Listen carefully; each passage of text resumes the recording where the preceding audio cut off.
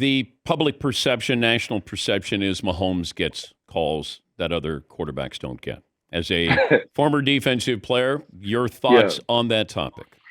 Well, I think a lot of quarterbacks get calls that they shouldn't get, right? I think there is a conscious effort to protect quarterbacks at all costs. And officials are humans, Dan. They just are. Like they know which ones are different.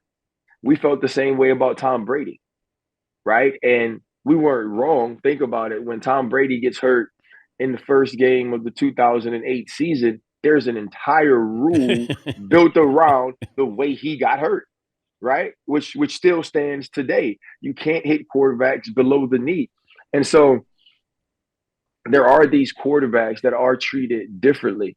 I think when you see it on display at such a in such a large stage in slow motion, it feels to us like, oh, okay, that's just a bad call where they're cheating from Mahomes. But the Will Anderson play, we look at it and we go, in slow motion, like, yeah, he definitely didn't hit him in the head. When it's happening in real time, what does the official see? Right? You go back to Sam Darnold getting his face mask, like basically taken off against the Rams throughout the season. We're like, well, how do you miss that? So maybe that's one of those things with Mahomes. The one that pained me the most was when he's running around. He doesn't really slide. He just kind of gives himself up, and these guys are trying to tackle him. He's playing freaking dipsy do with the linebacker on the outside and jumping around and cutting back in and holding the football. You can't call that. You can't give them 15 yards, and you can't give them an extra set of downs, and they end up scoring a touchdown on that drive that essentially makes it a two-score game. Those calls have to be reviewable. If you don't want to review them during the season, that's fine. But you can't put a team like the Houston Texans that's scrapping and scraping and clawing to stay in the game with the two-time defending Super Bowl champions in that sort of situation to where you can visibly see D'Amico Ryans biting his tongue after the game to not say he felt cheated. I don't know if this analogy works for you, but later in Floyd Mayweather's career, it wasn't about trying to knock you out. He was just going to play Yeah. defense. He would outsmart you. Patrick Mhm. Mahomes is not blowing you away with stats. This isn't 45, 50 touchdown passes. It's I'm just going to kind of spar with you. And then you're going to make one or two mistakes. You leave Kelsey open. We're going to score.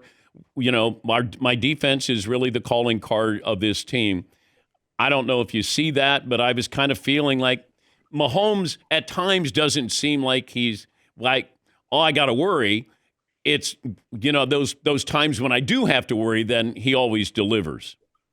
Yeah, I think that's the key with him right now. This man has shown up so many times in critical situational football moments that he expects to, his team expects him to, hell, the other team expects him to. And when we saw him get into trouble was trying to relive those 45, 50 touchdown days without having 45, 50 touchdown people to throw it to.